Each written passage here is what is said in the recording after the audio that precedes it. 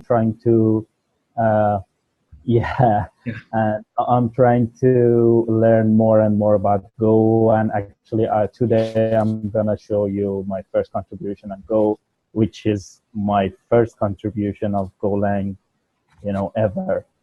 Not ever. I'm sorry, my English is not still very good, but this is the first time I'm contributing with Golang. So that's it. Awesome. Yeah. And thanks for putting up with all of the code reviews and the feedback. Sure. Thanks for your review. Appreciate your patience with that. Yeah, and the shirt looks great on you. Good to see that. So, Burton, do you want to go now? Just tell us like what you've been working on, what you've been interested in, or what you're planning on doing with OpenFaaS. Sure. Hopefully, y'all can hear me. New headset, so Yeah. Yeah, Burton Rutan, mostly front-end engineer in Austin, Texas. Been using OpenFaaS for since Hacktoberfest, like Amir, and slowly contributing a little bit here and there. Yeah, working on moving some of the API functionality in my current job out to OpenFaaS, and we're working on a proof of concept right now with another developer. As we have time, it's just in our free time at the moment until we can prove the concept to the rest of the team. But it's going well so far. Great, it's good to have you on. Chris Short.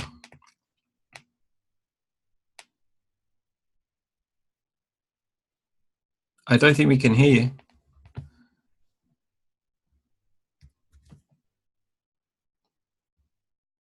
Should we come back to you? I think maybe I've got an audio problem.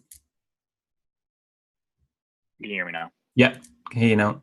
Okay, cool. Sorry about that. Name's Chris Short, a DevOps advocate for SJ Technologies. Trying to figure out what I can do in the OpenFaaS community to help out, and just happy to be here. Thanks. That's cool. Thank you, and thanks for going through my Raspberry Pi and Kubernetes guide and helping out with the dashboard. It's good stuff. So, we have a newcomer, DM Jones. Is it David? Douglas. Douglas. Can you turn your microphone up a bit or come a bit closer? Can you hear me now? Yeah, thanks. Better. So my name is Douglas Jones. I'm a full stack-ish developer. So I've been playing with clusters and the Raspberry Pi clusters since last year, and so I've been looking at the OpenFaaS stuff and hoping to learn Go, and just looking to contribute and give back. Awesome. So this sort of thing. Yeah, exactly. I followed your tutorials last year for a Pi Day project here. So I live just outside of Leeds, and we did a whole thing, so it was pretty cool. Oh, awesome. So you're in the UK as well? Yes. That's cool. Yeah, sometimes there's UK cities in the US as well, so it can be confusing. But okay. Well, if I'm up towards Leeds, I'll let you know. Yeah. Cool. Now this is moving around a little bit. I guess it's Eric next. Hey guys, it's Eric. I apologize for the ambient noise. I'm in a coffee shop. This past month or so, I haven't been as active as I would like. I've been kind of switching jobs and moving apartments and whatnot.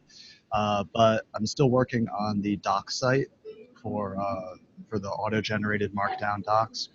And I'm looking to get involved with something else as well as finish up the replica status task that I have on my plate.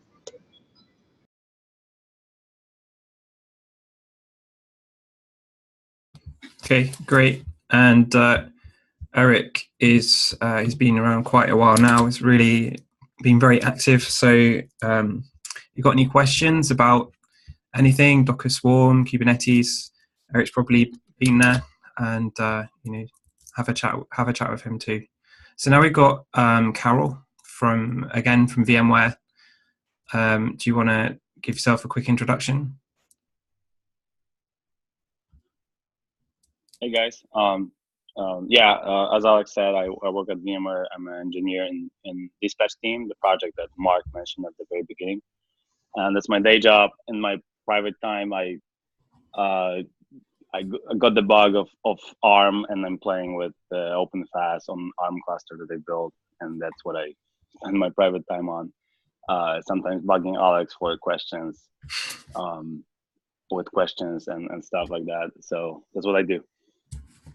Yeah, thanks. If you haven't seen Carol's cluster, check out his Tinkerboard one.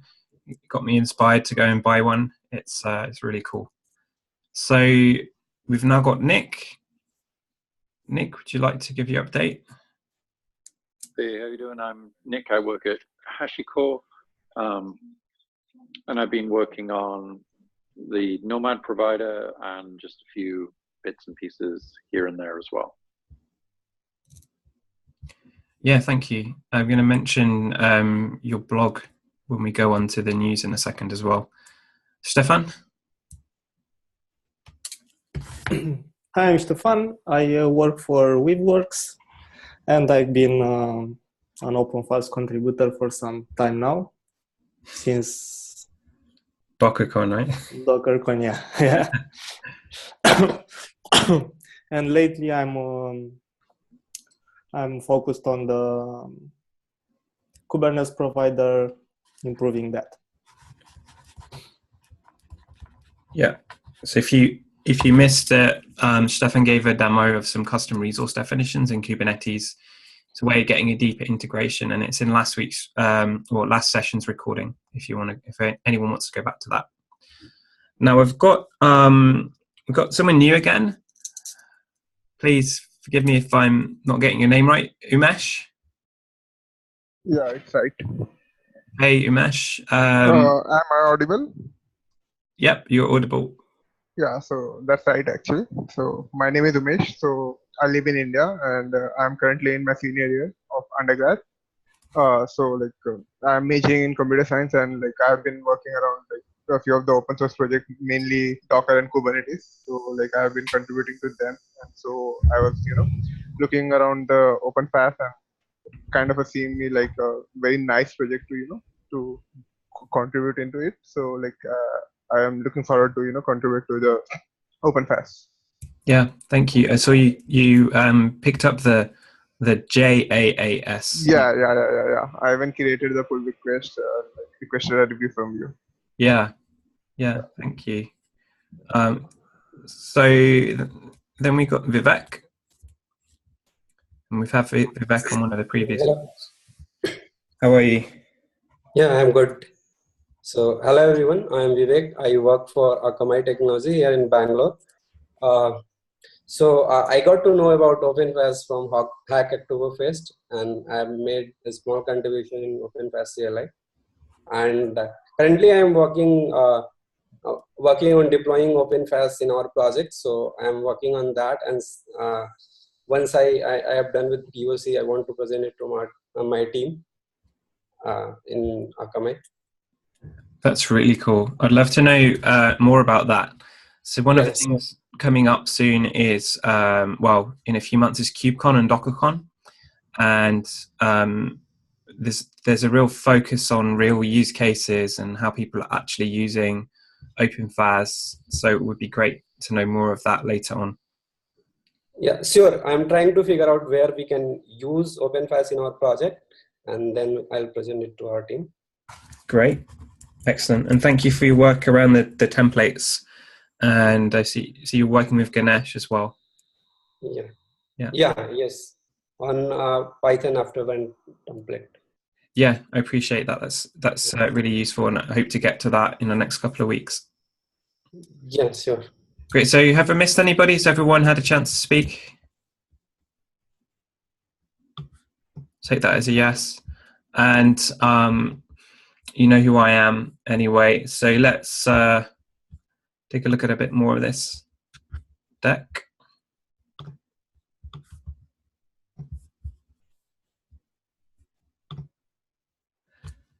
So what we'll do is look at current work now, and then we'll go into the demos. So we have lots of new community members, including Umesh, Vivek, Douglas, and some of the other folks that have emailed me. I put out a tweet yesterday, actually. I think I've had like a dozen people already asked to join the community, which is great. However, just like Hacktoberfest, though we may get 12 or 22 people come, unless we really make connections with them and help them to get started with some work, they may just disappear again. So I'd encourage you, if you have time, if you see new people, and if you felt welcome when we welcomed you into the community, that you would try and extend a welcome to them too, and try and help them get stuck into something. Maybe they can help you testing or something similar. Now, within the core group, we've had a reshuffle. So we now have Richard, Jock, Eric, Stefan, and Robbie. And the core group are really contributors who are making lots of active contributions, but at the same time have no commercial interests in the project or conflict of interests, potential or actual. So while there are other people who are really active and I think could be considered for this group, this is the current, these are the current contributors in that group. And what we have is, in addition to everything else, private Slack channel, and we just really looking for guidance and advice on how to move the project forward. Also, people in this group tend to come to every contributor meeting, and they do the boring maintainer work too, like going through GitHub and closing down issues, chasing things up, doing testing. And so I want to thank everyone for their contributions. On Twitter, as I said, we have a lot of community members that have joined. Not everybody's actually looking to contribute.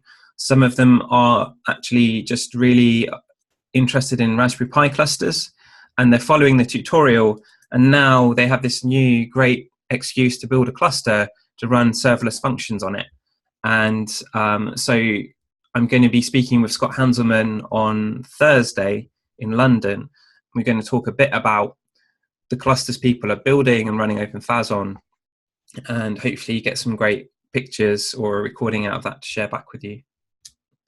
So as Mark and Carol said, VMware have announced a new open source project called Dispatch, and it's currently built to use OpenFaaS to provide functions.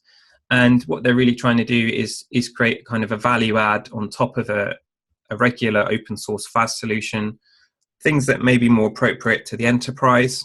It might be things like baking in identity and OAuth, maybe, I don't know, in the future, perhaps even LDAP integration. And so that's kind of interesting, especially if you are running a vSphere cluster already. So I'm looking forward to finding out a bit more about that as we go on. And then on HashiCorp's blog, Nick wrote a great article about the Nomad provider that he's been working really hard on ever since we met in London last year. And he had this idea to build a backend for OpenFaaS. So check out his blog too.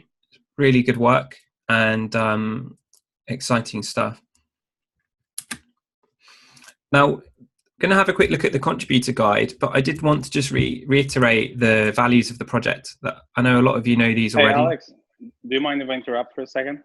Go ahead. Because I wanted to mention that the enterprise, the dispatch thing. So one of the things that we added to dispatch was probably very enterprisey thing. It's running PowerShell functions. One of the reasons is because there's something called PowerCLI. That's a very popular tool among VMware admins and developers to manage vSphere and manage VMware infrastructure. So we added support, and I would love to add it to OpenFaaS as well and contribute back to OpenFaaS. Yep. So just to mention that there's ability to run, and hopefully there will be ability in OpenFaaS to run PowerShell functions. And thanks to OpenFaaS flexibility in like, using different languages, it was super easy. So that's basically a shout out to OpenFaaS for cool architecture. Thank you. It'd be great if there was maybe a nod to that in the blog post, or on, I don't know, maybe the GitHub repo or something along those lines. But that's exciting. Yeah, PowerCLI, definitely, if you've used vSphere, it's a really useful way of automating it. Thanks for that. So really, OpenFaaS is a developer-first experience here. So we're trying to make it as unsurprising as possible. Things should work in one click. We don't want people to have to go through lots and lots of instructions to be able to get up and running. So the kind of finger in the air figures 60 seconds, get to serverless in 60 seconds. We have a UI built in that lets you see really easily what you have. And there's also a command line interface, which many of you know, and we've had a lot of contributions from the community there. And I think that's because it's really like your first touch point as a developer. And so we're going to show a bit more about that. Being operator friendly means we have all of the normal things like a Helm chart for the Kubernetes integration, Docker stacks, that things make sense and they're portable. So we can run on Nomad, Docker Swarm and Kubernetes, as well as some other backends.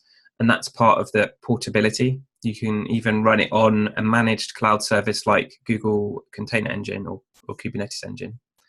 A lot of the components are Unix-like, so they're meant to be swappable, almost like a pipeline.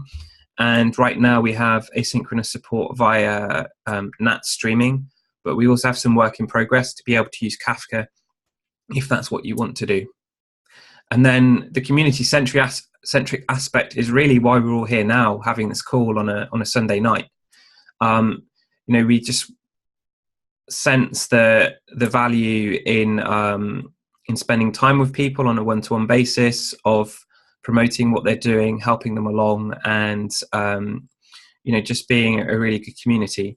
So it really is great to me and reflects this when I see a tweet about an event in Finland or in Australia or somewhere around the world where we don't actually have any contributors, and yet somebody's gone and done a presentation about OpenFaaS, and it kind of reminds me of the early days of Docker, when we all probably were learning that. And then it's an open platform, which goes back to that portability. If you don't want to run on Kubernetes, you can run on Nomad or Cattle. And I think Eric met some guys writing an extension to Kubernetes. They're going to have their own managed PaaS. They're looking to write a backend for OpenFaaS too. Not a lot of the other frameworks allow you that. So it's something we should be proud of. And then it's all cloud native technologies. So having Prometheus built in is a real core part of that, being able to trigger alerts for Alert Manager and deploy of containers.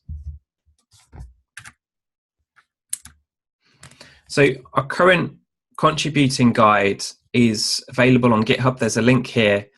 And I think it makes sense, especially if you're new, or maybe you know, you've been here for a while, is to just go back and review that. Has loads of suggestions on how you can get started, and they're not all about writing Golang code. There's lots of other things on there. And it also talks about the procedure for raising a design change. And what we've had is a few people will make some big changes to the design and just raise a pull request.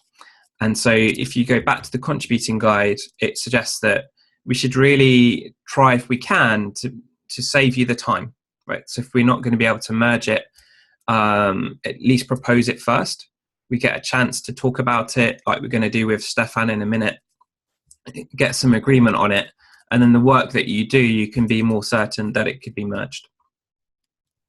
So do check that out afterwards. In terms of the current work that's going on, the big chunky pieces are currently extracting OpenFaaS so that the API gateway doesn't contain any Docker Swarm code. So let me see if I've got the diagram here.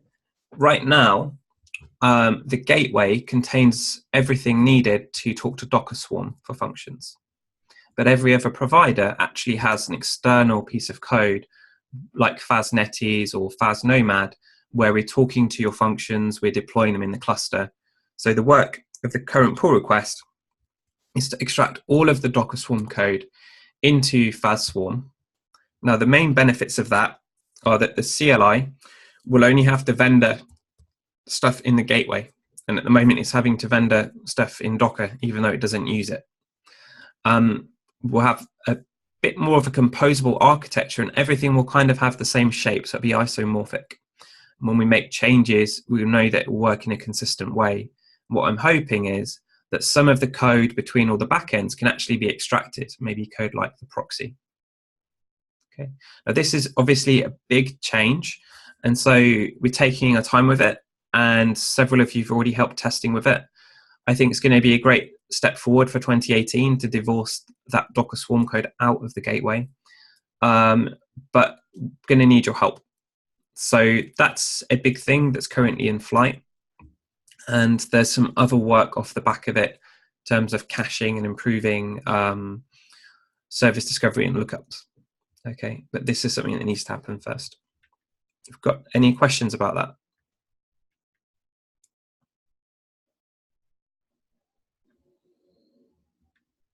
Okay.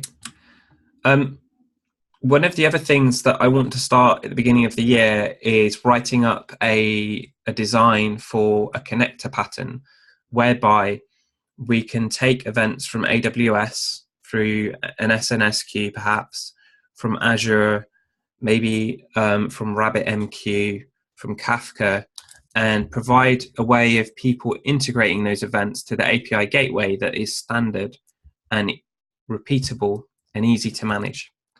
And so we've had several requests for these different endpoints, and there's no way that we as a project could support every possible endpoint or event source. But if we can define a usable pattern, something that's architecturally sound and respects the values of a project, I think we could really start to move it forward to the point where it's much more obvious to use OpenFaaS, especially if you want to connect with something like AWS.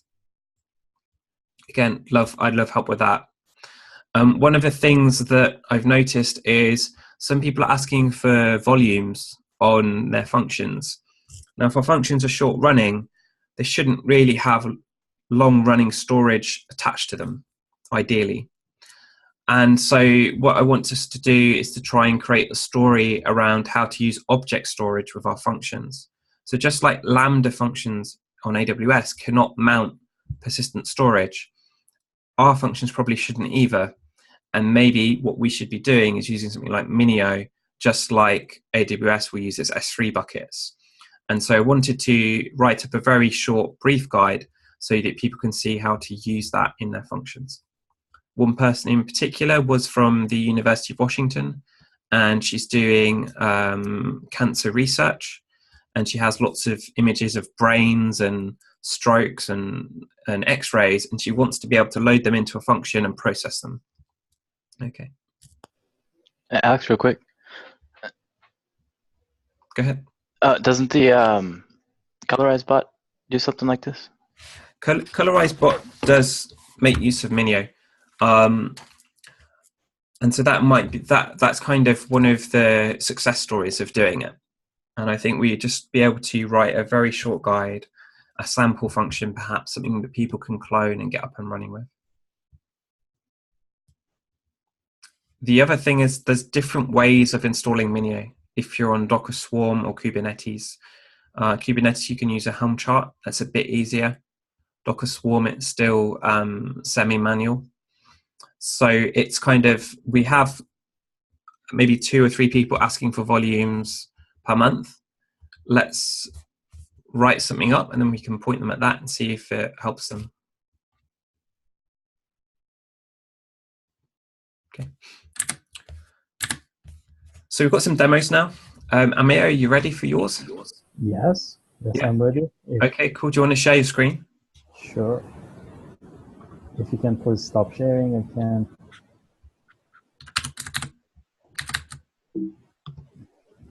Cool. Do you want to take 5 minutes and then we'll see where we are? Yeah, so can you see my screen? Yep. Yes. Looks Okay, good. cool. So this is the store capability, adding the store functionality to the CLI. So I think last time Alex just demoed list and insert functionalities. Now we have the deploy. Everything I think is working. So basically, I think we would have the store functionality in the CLI in the master branch soon.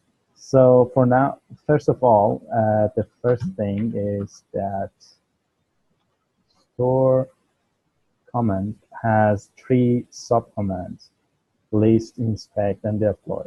And so list just lists all the functions, and it just truncates the string to be more readable. We have a discussion on this. What's the best way to show the function information?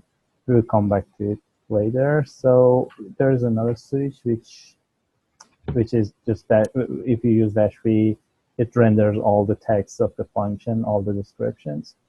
And we have the inspect. For example, if I use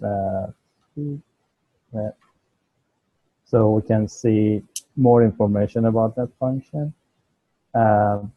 Again, I can use -v switch to add more information, but as you see, it makes it a little bit unreadable. And finally, deploy command. You can just deploy the function by its name. So let me show you. It's just the basic functions.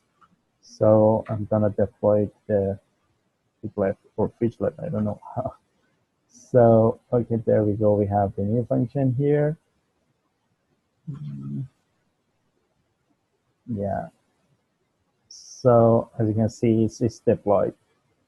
I think that's it. The question is that Alex had a good idea on rendering the information about the function. So instead of having a table for a function, we can render it in a different way, which is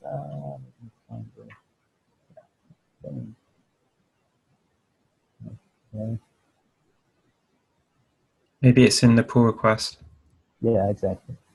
So yeah, there we go. This is the Alex suggestion, that to have it like just not like a table, like something like a markdown thing with the title of the field and the value.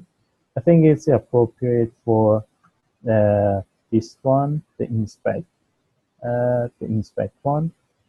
But for the list one, I think we still can keep this one, and maybe with the verbal switch, we can switch to what Alex suggests.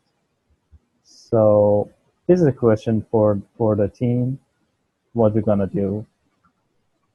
And regarding the functionality, I think that's it.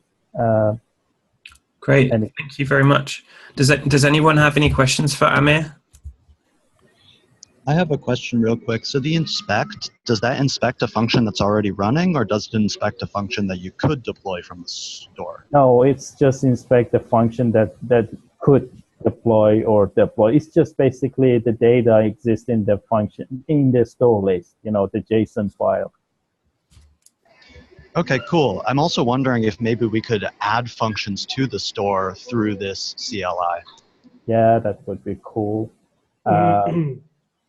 It also, it basically can commit a change to the JSON file. Yeah, I think it's possible.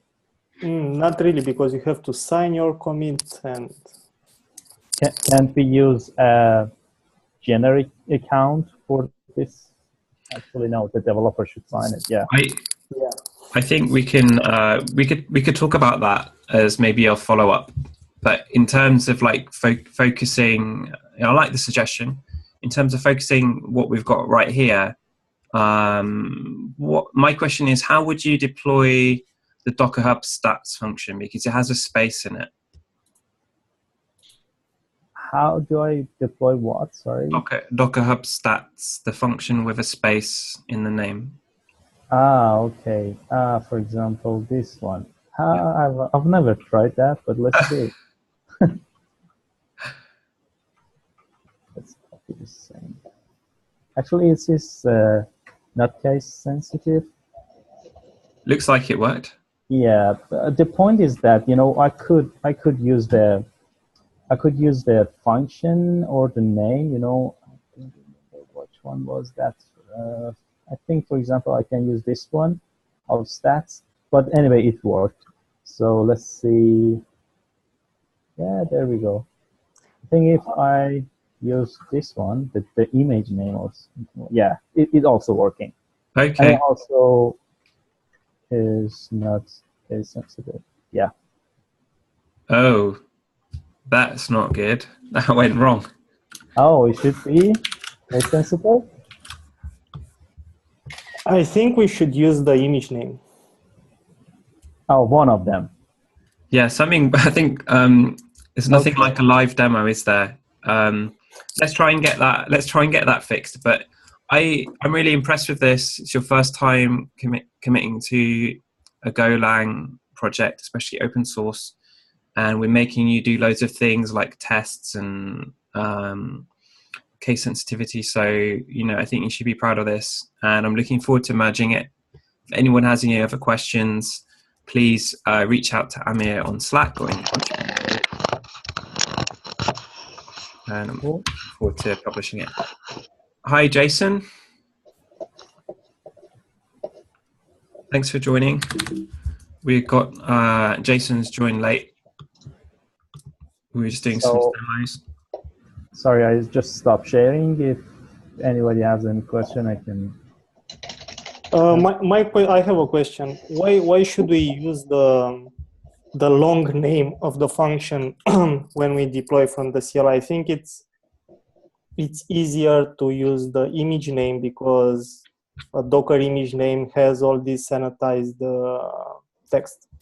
Yeah, of course. It's just I was thinking maybe it's easier for the user because for example, you see the function here, and when you list the functions, this is what you see. So I was thinking maybe it's good to be able to use both names. But you're right. Maybe it's a better idea to add the image name, and because yeah, but anyway, whatever we want to use, we need to add it to this list to decrease the confusion. But yeah, just it's not a big deal. Just whatever we want to do, we can do it. Personally, I don't have any concerns. Okay. And if there are any other questions, sorry to interrupt. If there are any other questions, we can talk on Slack just after the call, which is sensitive to time. I know, Stefan, you have something to talk about as well. So if we give you another 5 minutes to see how we get on. Okay, do you have anything to share on the screen? Yes. Okay.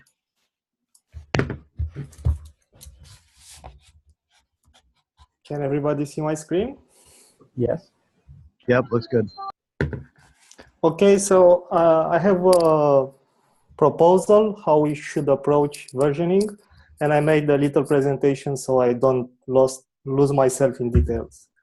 So some key points I want to share with you. I think we should set a minimum requirement version for all our external components like Docker API version, Docker engine version, Kubernetes version, NUTS, and the Prometheus stack.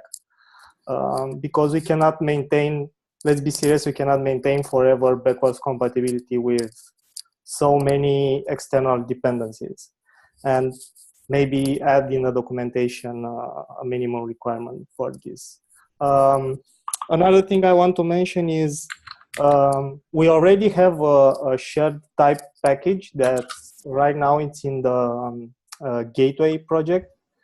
And my proposal will be to search for shared types between our repos, because I've discovered there are more than just those in the gateway repo. They are scattered across the provider. The CLI has some types in there that are the same with the gateway types and stuff like that.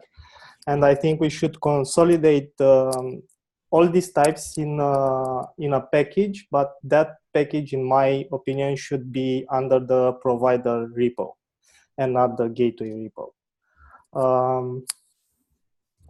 Another thing I want to mention was I think we should have a consistent versioning across all our components. Right now, only the CLI is aware of its version and commit. We don't build our gateway or our providers with a version, and I think we should do that, and I will show in the next slide how we can achieve this. And the last point is, once we have consistent versioning, we can do validation based on that, and that will be one of the advantages of having versioning everywhere. And the last point will be to show this information to our users inside the gateway user interface. So somewhere we could show the gateway version, the provider name, maybe not the provider name, but we could do a provider logo. If it's Kubernetes, we should show the Kubernetes logo and so on. And also add to the gateway API a version API call. So to have consistent versioning across all projects, we could create a new package inside the FaaS provider repo with version, revision, and build date, and modify all our Docker files in all the projects to add these 3 strings to the generated binary. Inside the provider package, we will enforce 2 new routes. One will be version, so each provider, you can call the version endpoint and each provider will report its version. That code, I think, can be easily be shared between all our projects. And a second route will be system ID with a response, a JSON response that provides the provider name, provider version, and revision.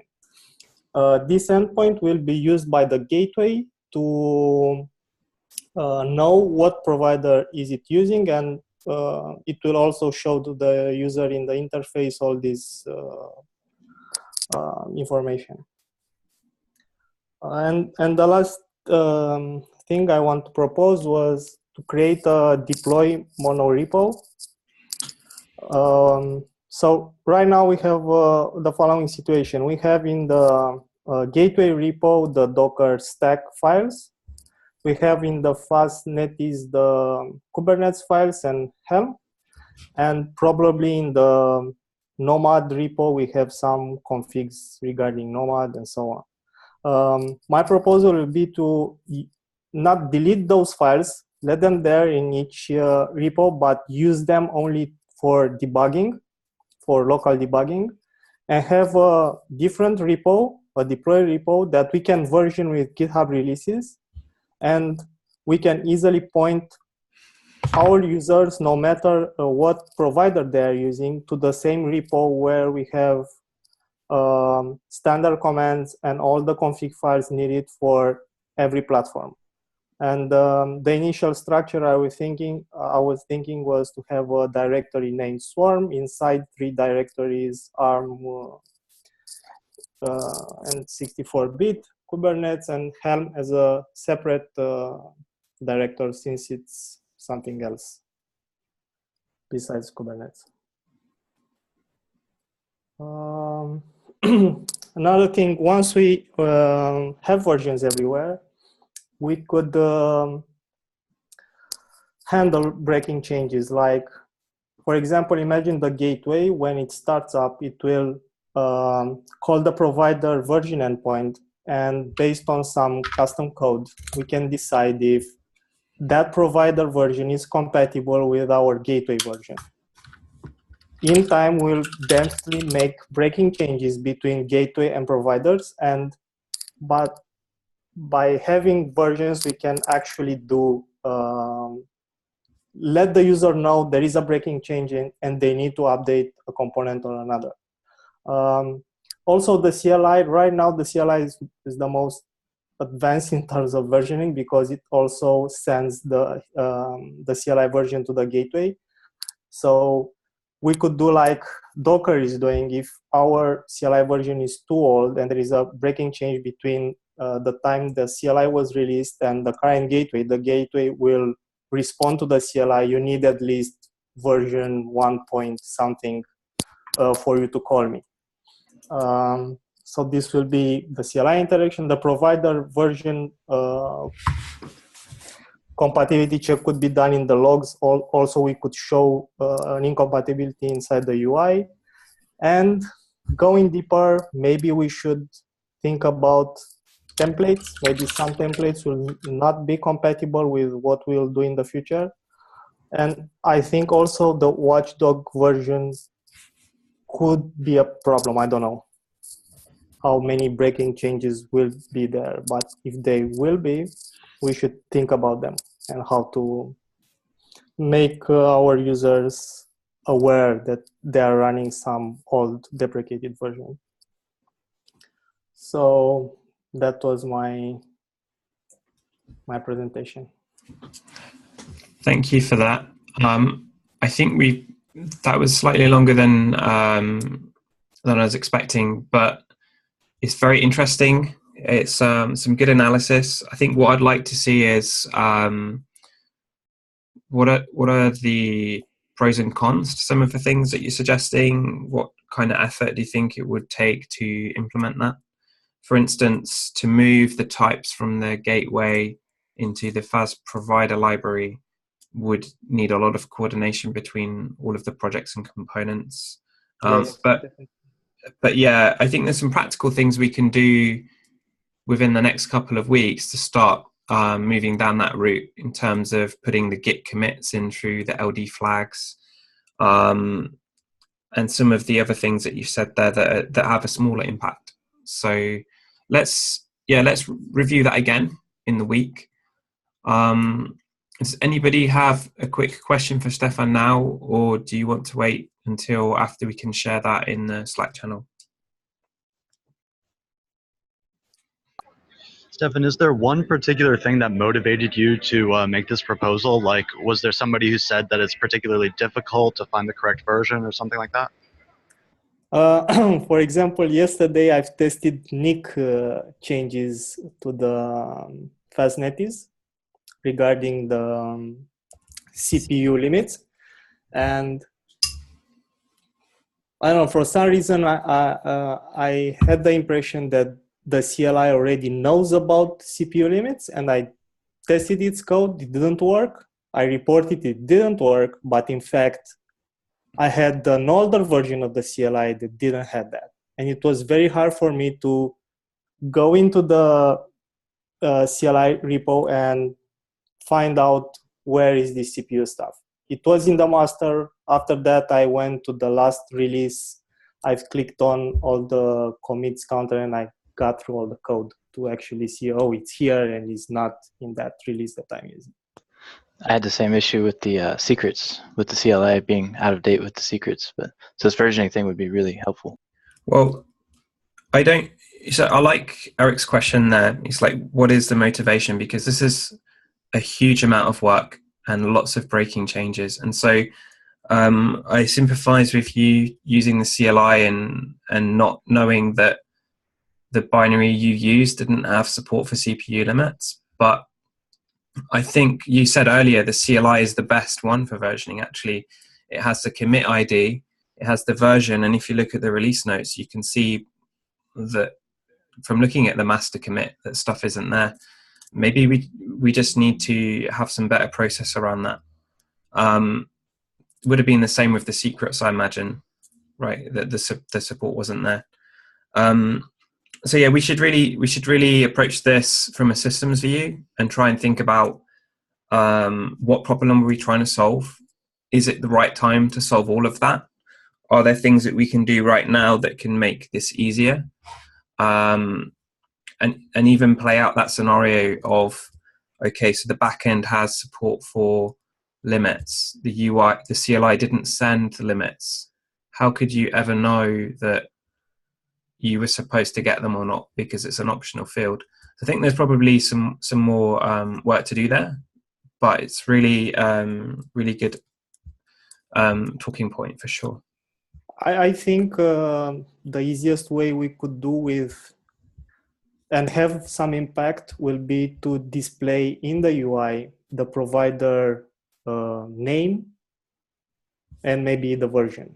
If we display at least the provider name from all the print screens and everything we get on Twitter, we can see, oh, people are using Swarm or are using Nomad or whatever. Yeah, at least we have that. I like that, and we actually have an issue out there for that already, which is kind of where I think where this started. The system/ID is to do with that change. So yeah, I think we're good to move with that already. We don't have much time to look at Trello now. However, we do have a Trello board. So if you're newer to the project, we have the work that we're thinking about working on, or that may or may not be approved or defined, with the work that is currently in progress, which roughly matches what we have on GitHub. Some of these things are not GitHub work.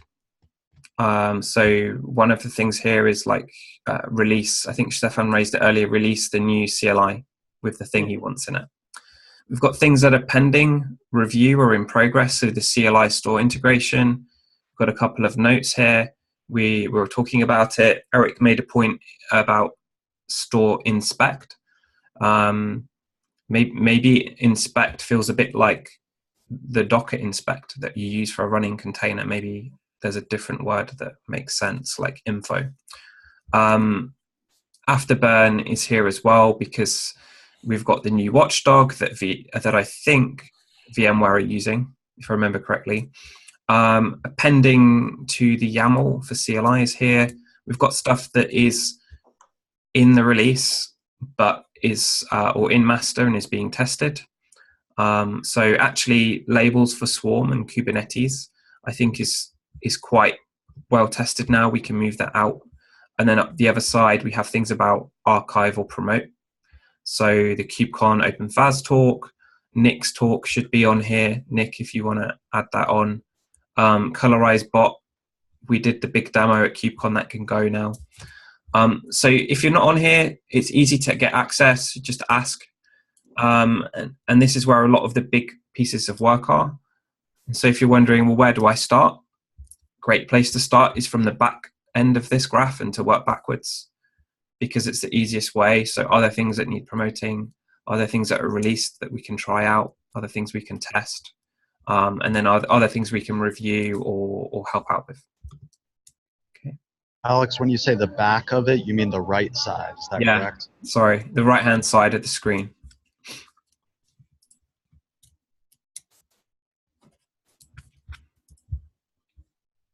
One chat message. Mark Peak. Imesh, anybody wants access to this, just ping me. I have to click a button in here and put your email address in, that's it. Okay.